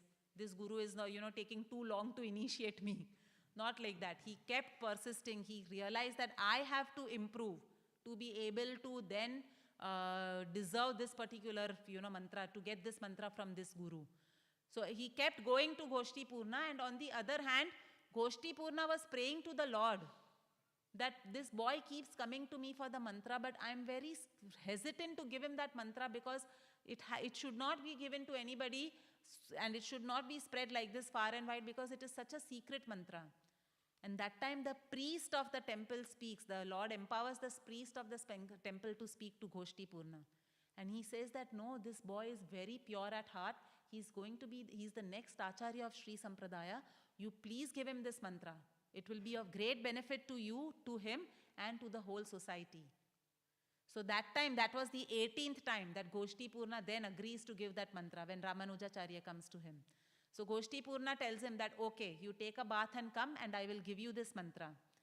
But when I give you this mantra, it is such a secret mantra that you should not tell loudly anywhere, and you should not give this mantra to anybody who doesn't deserve it. I'm giving it to you because you are a pure devotee and the Lord has instructed me personally to give you this mantra through the priest. So then he gives the mantra, the 8-syllable mantra he gives in Ramanujacharya's ears. And he says that by chanting of this mantra, one can be delivered. One can go back home, back to Godhead, to Vaikuntha. So Ramanujacharya receives this mantra from Goshtipurna and he's so happy. He feels so much bliss. And then when he's walking back to Srirangam, he's thinking in his mind that this mantra is so powerful that it can take anyone back to Godhead, the chanting of this mantra. So why I should keep it just with me? Why can't I spread it to everybody so that all people, all conditioned souls are benefited by this mantra and they all can then go back to Godhead? So with that deep compassion in his heart, like we saw in today's purport, Prabhupada talking about Narad Muni, that no material experts can put impediment in the path of spiritual experts like Narad Muni, who are wanting to spread the Hare Krishna Mahamantra everywhere. So same way we see Ramanujacharya as well. With deep compassion in his heart, he knew he was going against the order of his guru, Goshtipurna. But that compassion overwhelmed him to then take that decision of giving this mantra to everybody. So he climbs, there is a place called Tirkotayur. If you go to South India, the temple is still there. There was a Vishnu temple in Tirkotayur. He climbs on the top of that mountain, of that temple, the dome of that temple, and he loudly proclaims. He says, everybody gather over here. I have a very great treasure to give all of you, which will deliver you all from the clutches of birth and death. And when he proclaims that, thousands and thousands of people gather around that Vishnu temple. And then standing on top of that dome, he gives the mantra out loudly to all of them. Om Namo Narayanaya. So he gives that mantra to everybody and he says, chant this mantra every day and you will definitely go back to Godhead. It will deliver you to the lotus feet of Lord Vishnu. So everybody, because they were receiving this mantra from such a pure devotee like Ramanujacharya, everybody was feeling devotional ecstasy. And they were all chanting with Ramanujacharya, Om Namo Narayanaya. And when Goshtipurna heard this, he initially became externally very angry. And he came to meet Ramanujacharya and he told him that I told you not to give this mantra to anybody. It is a secret mantra and here you are standing on the top of a temple and proclaiming it loudly and giving to everybody. Now, because of doing this aparadh, you are going to go to hell. Are you realizing that? And then Ramanujacharya falls at the feet of his guru and he tells him, he says that what is the harm if this one soul, Ramanuja, goes to hell and suffers in hell for millions of lifetimes, but if everybody else is getting delivered and going back to Godhead, how does it matter if this one insignificant jiva goes to hell?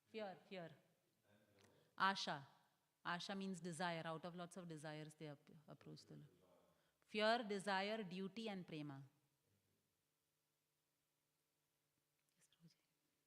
I just want to clarify one point. In the beginning of the class that you mentioned that unless one takes initiation into one of the four sampradayas, he cannot go back home to God. Yes, that is what we see Rupa Goswami saying. So shiksha or diksha. But we have to be attached. Like we have to, obviously we know that everybody has to have a guru so that the guru can deliver somebody back to Godhead. One should not endeavor or think that on their own strength they can go back to Godhead. But that guru should be within one of these four bona fide sampradayas, whether it's Diksha Guru or Siksha Guru. But then in the second part of the class you mentioned how just this mantra, just chanting this mantra can actually bring one back to Vaikuntha. But then actually it is not that easy, right? Yeah, 100%. Sometimes, I don't know, again speaking of myself, in ISKCON we tend to look down on Vaikuntha and Goloka is very high, but Vaikuntha is also in the spiritual world. It is very difficult to just go out of this material world. It is difficult even to just go out of this bodily consciousness. What to speak of then practicing, pure love for the Lord. Again, I'm speaking of for myself, but yes, it is a very high destination to achieve, even Vaikuntha Bhakti. Prabhuji, you wanted to comment something? It's actually easier to get to Goloka than it is to Vaikuntha. Because to get to Vaikuntha, you have to go through very difficult monasteries and follow rules. But to get to Goloka, you just have to get the message and then go. Very true, Prabhuji. Thank you. He's the most magnanimous avatar who has come in this world to deliver all of us. So yeah, thank you, Prabhuji. Any other questions? Excuse me, teacher. You say that the highest is prior love. Highest is? The highest service that we give to Krishna is it prana? Prema. Now this prema, is it love? What aspect of love is it? So Srila Prabhupada translates Krishna consciousness as devotional service, not just devotion. So when we talk about love, love is not lip service, like, oh, I love you. It's not like that. Even with children, parents have that expectation, and obviously children should do that. They don't just say, I love you to their parents, but don't serve them. But that's between a mom, dad, and children, love. Yes. That's love.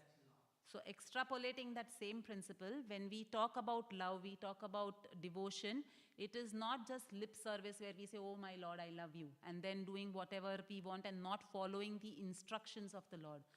So it is also serving the Lord, and with a child, again, talking of that example of mother, father and a child, the best service a child can do to the mother, father is following the instructions of the mother and father, being obedient to their to their instructions. So that is what Srila Prabhupada also translates devotion as. He says it's not devotion, it's not an armchair philosophy, but it is active devotional service to the Lord, following His instructions and serving Him in the way that He has instructed us to serve Him.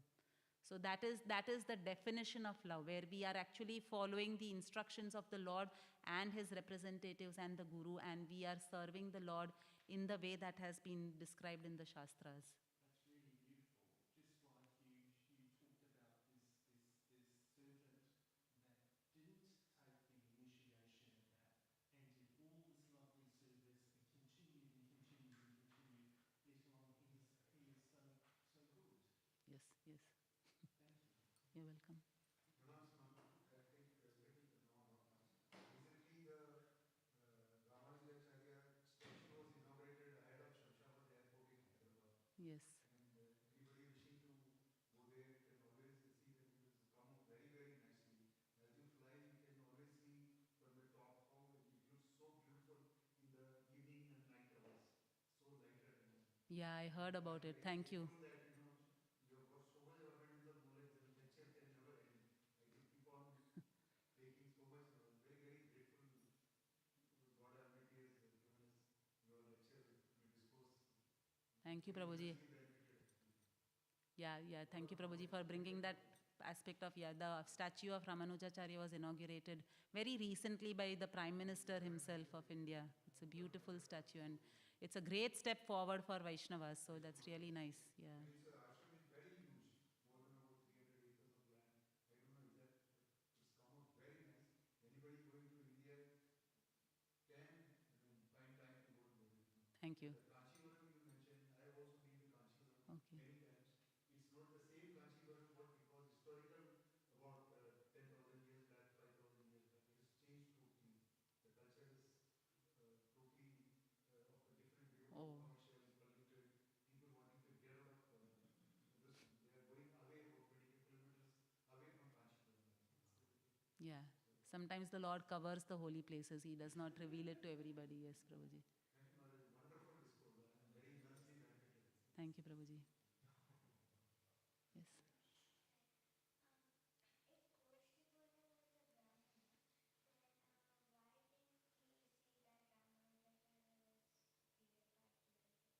What is the question? Repeat.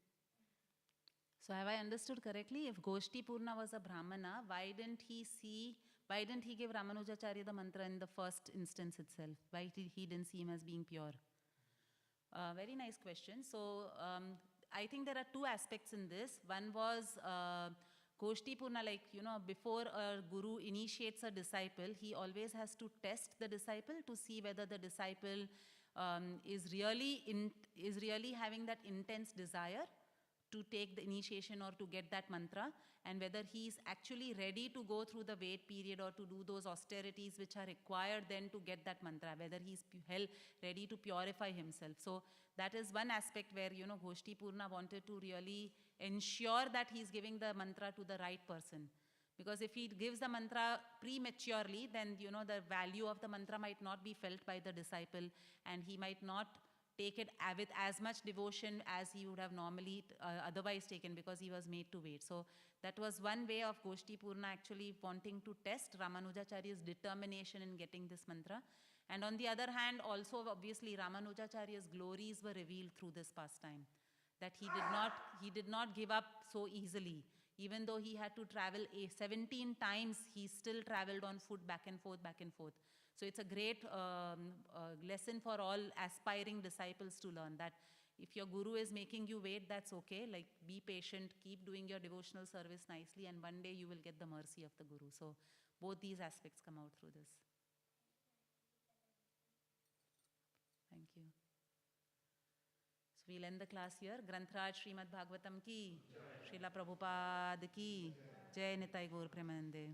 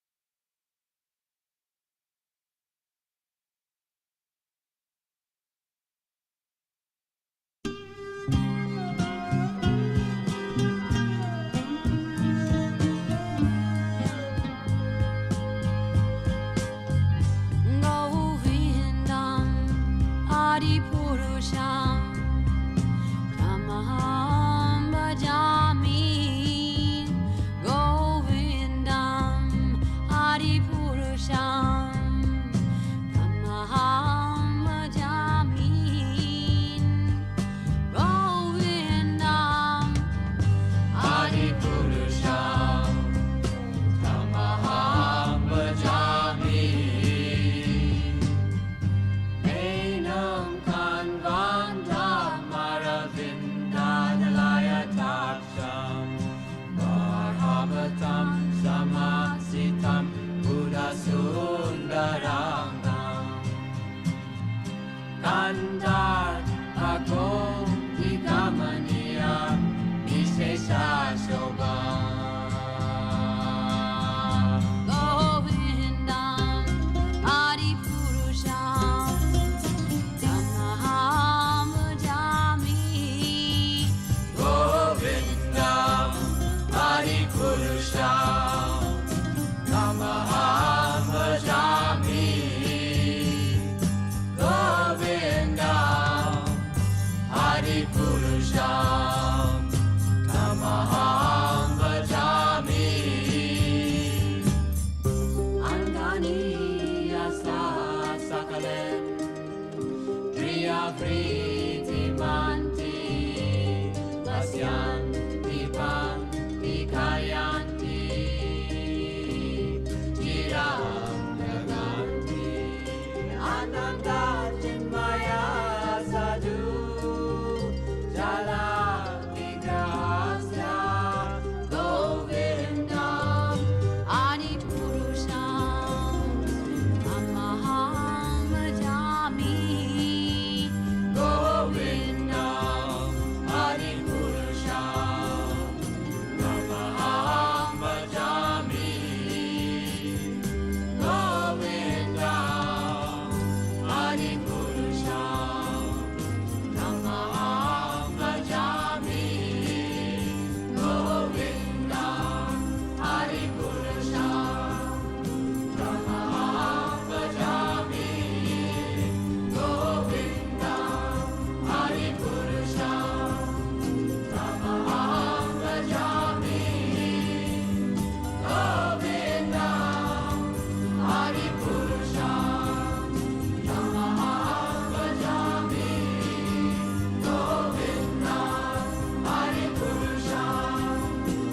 Tamaham Bhajami Govindam Adipurusham Tamaham Bhajami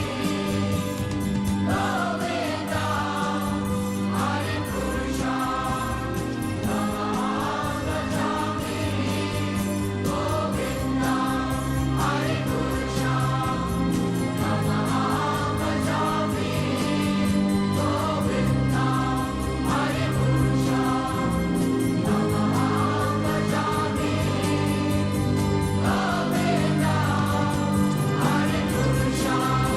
Tamaham Bhajami Govindam Adipurusham Tamaham Bhajami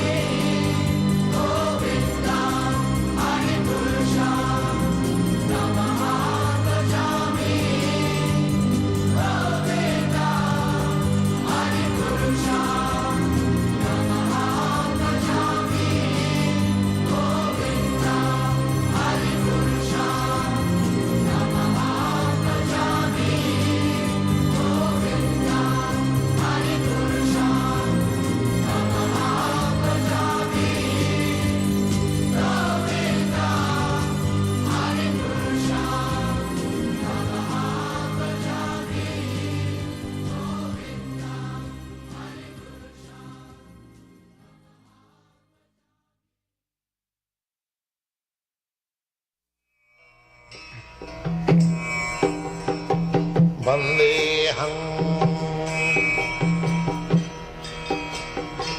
Shri Guru Shri Juta Padakamalam Shri Gurun Vaishnava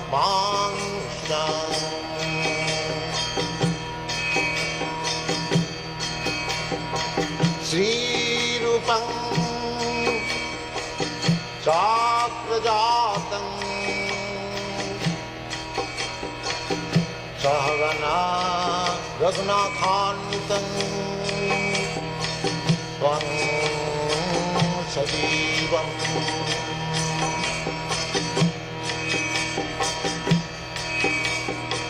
साद्वैतं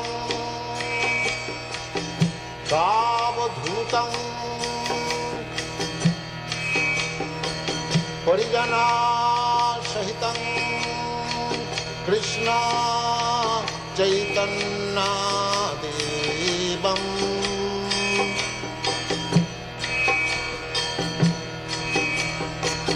Shri Radha कृष्णपदान् सगन ललिता श्रीविशाखान्वितांश्च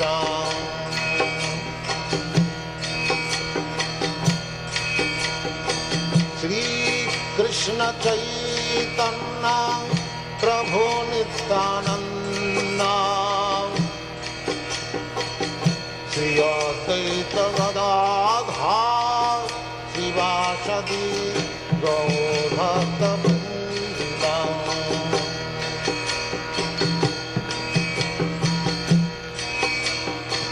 श्रीकृष्ण चैतन्य प्रभु Nityanand Shri Advaita Gadadhar शिवासदि गौरभक्तवृन्द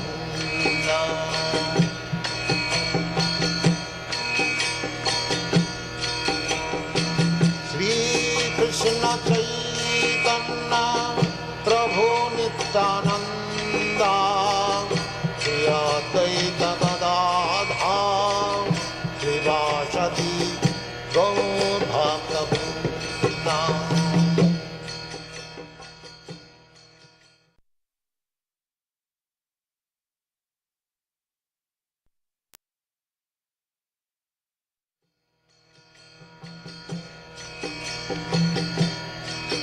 Hare Krishna, Krishna Krishna, Hare Hare, Hare Rama, Rama Rama, Hare Hare. Hare Krishna, Krishna Krishna, Hare Hare, Hare Rama, Rama Rama, Hare Hare. Hare Krishna, Krishna Krishna, Hare Hare, Hare Rama, Rama Rama, Hare Hare. Hare Krishna, Krishna Krishna, Hare Hare, Hare Rama, Rama Rama, Hare Hare. Hare Krishna, Krishna Krishna, Hare Hare, Hare Rama, Rama Rama, Hare Hare. Hare Krishna, Krishna Krishna, Hare Hare, Hare Rama, Rama Rama, Hare Hare. Hare Krishna, Krishna Krishna, Hare Hare, Hare Rama, Rama Rama, Hare Hare. Hare Krishna, Krishna Krishna, Hare Hare, Hare Rama, Rama Rama, Hare Hare.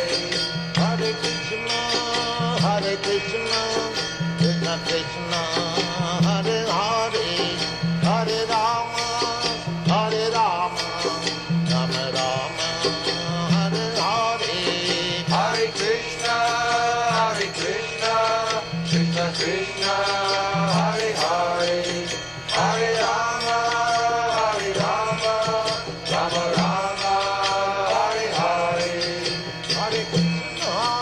Hare Krishna, Krishna Krishna, Hare Hare.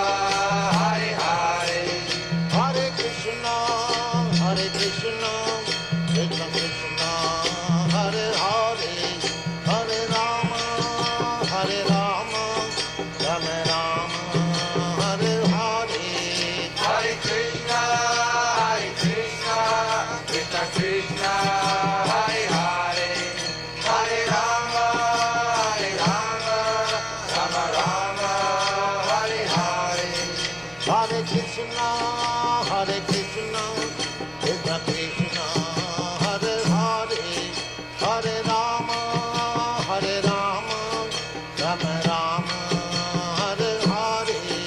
Hare Krishna, Krishna Krishna, Hare Hare. Hare Rama, Rama Rama, Hare Hare. Hare Krishna, Krishna Krishna, Hare Hare. Hare Rama, Rama Rama, Hare Hare. Hare Krishna, Krishna Krishna, Hare Hare. Hare Rama, Rama Rama, Hare Hare. Hare Krishna, Krishna